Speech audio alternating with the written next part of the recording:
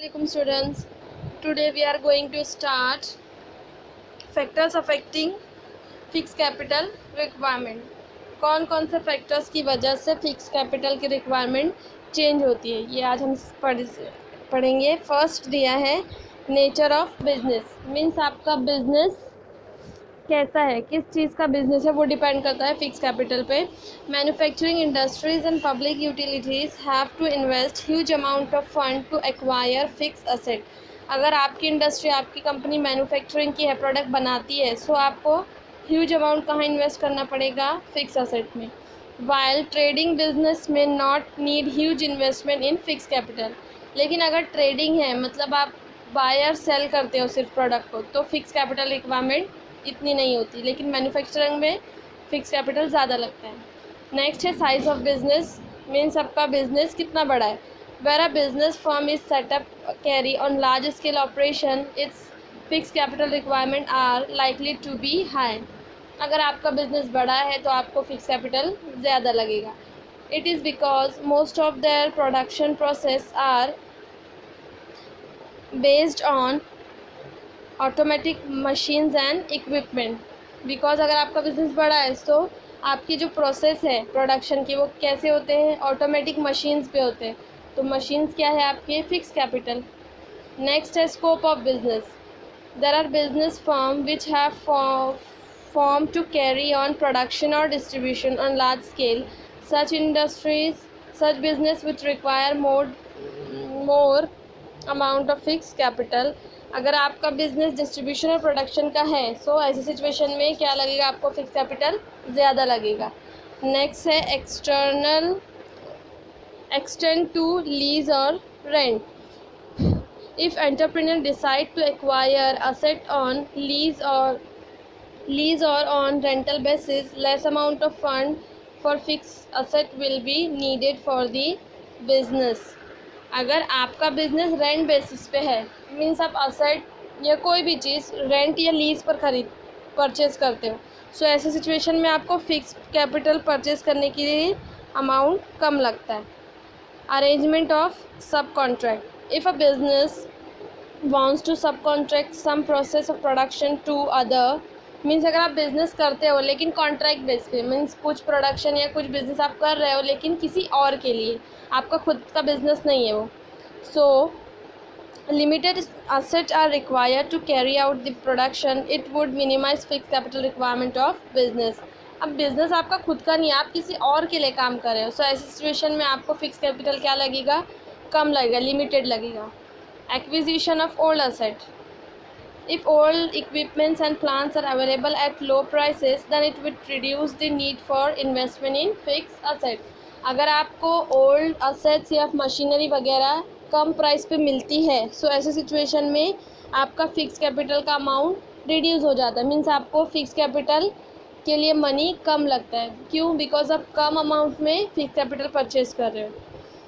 Next है acquisition of asset on occasional rate with the view to faster industrial growth at regional level. The government में provide land and building machines at occasional rate.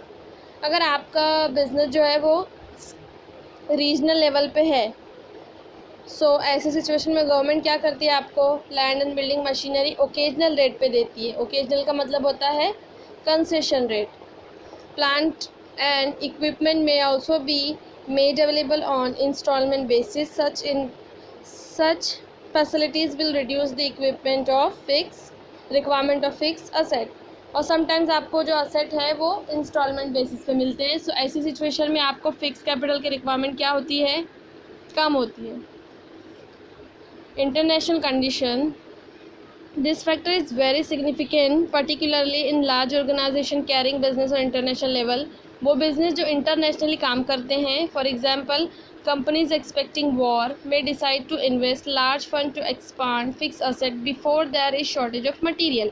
अगर आपका business international पे है, all over the world काम करता है, सो ऐसी situation में हो सकता है, अगर आपको ऐसा लगता है कि फ्यूचर में वॉर वगैरह की सिचुएशन हो गई कंट्री में, सो आप क्या करेंगे, पहले ही फिक्स कैपिटल परचेज कर लेंगे।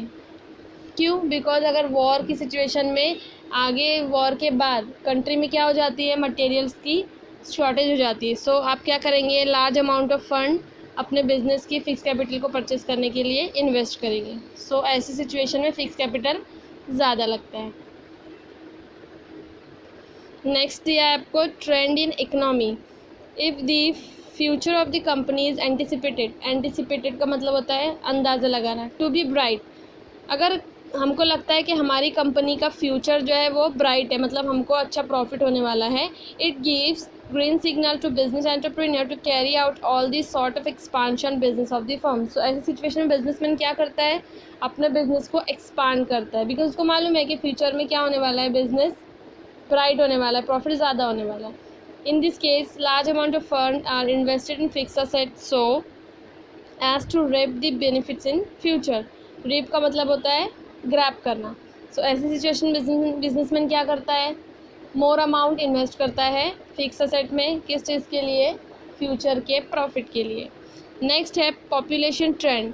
When the population is increasing at the high rate, certain manufacturers find this an opportunity to expand business.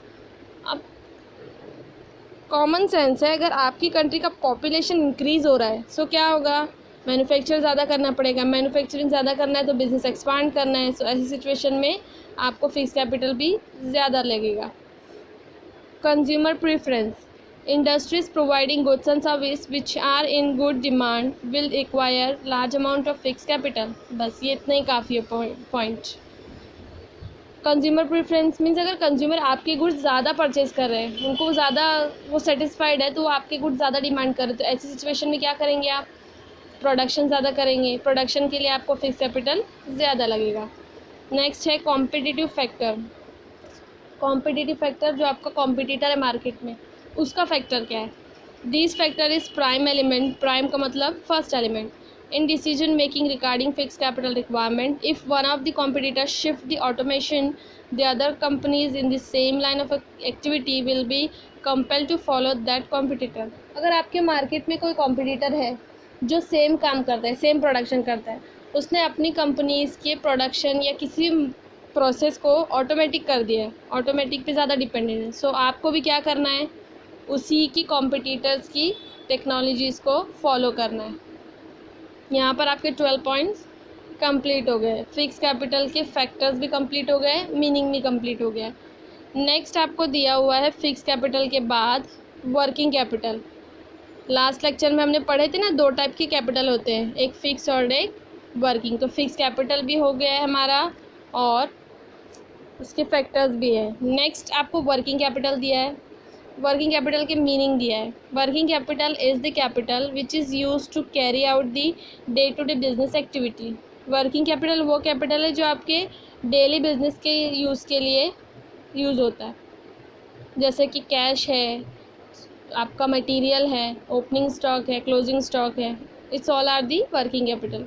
After estimating fixed capital requirement of the business firm, it is necessary to estimate the amount of capital that would be needs to ensure smooth functioning of the business firm.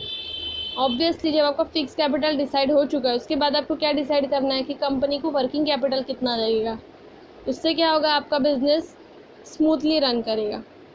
A business firm require funds to store adequate raw material in stock.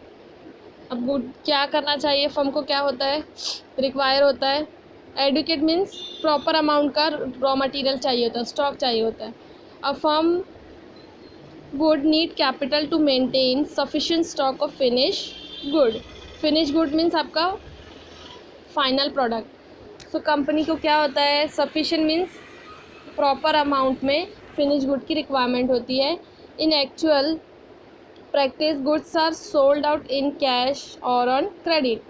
Obviously हमको मालूम है कि goods cash पे भी cell होते हैं और credit पे भी। Goods sold on credit do not fetch cash immediately, firm will have to arrange firm till the amount is collected from the debtor. अगर आप गुड्स क्रेडिट पे सोल्ड कर रहे हो तो आपको क्या होता है, ज़्यादा अमाउंट की रिक्वायरमेंट होती है। क्यों, बिकॉज आपके डेटर्स जब तक आपको पेमेंट नहीं करते तब तक आपको मनी की रिक्वायरमेंट होती है, तो ऐसी सिचुएशन में आपको फंड्स की ज़रूरत होती है। Cash is also required to pay overheads या कैश हमको रिक्वायर्ड होता है, क्यों? बिकॉज हमको ओवरहेड पे करना है। ओवरहेड का मतलब होता है various expenses. Since uncertainty is always a features of business. Uncertainty जो अनएक्सपेक्टेड सिचुएशन होती है, मतलब कुछ सडनली आपको कुछ पेमेंट करना है और आपके पास मनी नहीं है, सो ऐसी सिचुएशन में आपको एक्स्ट्रा मनी की रिक्वायरमेंट होती है। Some excess cash also should be maintain to meet unexpected expenses. So इसीलिए हमको क्या करना है, एडवांस में कैश अपने पास रखना है एक्सपेंसेस को पे करने के लिए। तो सब business firm will have to arrange capital for the following. इसलिए बिजनेस को क्या करना है, कैपिटल अरेंज करना है। फॉलोइंग कैपिटल क्या है? फर्स्ट ए दिया है for building up inventories. Inventories का मतलब होता है स्टॉक, आपको स्टॉक रखना है। फॉर फाइनेंसिंग रिसीवेबल, रिसीवेबल्स का मतलब डेटर से जो मनी रिसीव करने वाले हो, बिल्स रिसीवेबल, वो सब का अरेंज करना है। For covering day to day operation expense, अब day to day expense pay करने के लिए भी आपको कैश की रिक्वायरमेंट होती है। The capital invested in this asset is referred to working capital. अब ऊपर जो आपको पॉइंट्स दिए, inventory, cash, day to day expense, ये सारी चीज़ों में जो इन्वेस्ट किया जाता है उसको क्या कहा जाता है? Working capital. The concept of working capital is viewed differently bye leading authorities. Means क्या, वर्किंग कैपिटल को डिफरेंट तरीके से एक्सप्लेन किया गया है। बस इतना काफ़ी है, इतना टिक मार्क करेंगे। उसके बाद नेक्स्ट आपको थर्ड लास्ट लाइन में दिया है, according to JS Mill the sum of current asset is working capital. ये डेफिनेशन है वर्किंग कैपिटल से, सो कैपिटल की, तो ये हमको टिक मार्क करना है। Working capital according to JS Mill the sum of current asset. Current asset ही क्या होते हैं? वर्किंग कैपिटल होता है। That's it. अब आपको क्या करना है असाइनमेंट, आज के जो टॉपिक एक्सप्लेन किए वो 1 टाइम करना है, एंड अकाउंट्स का आपको प्रैक्टिकल सम नंबर 3 करना है।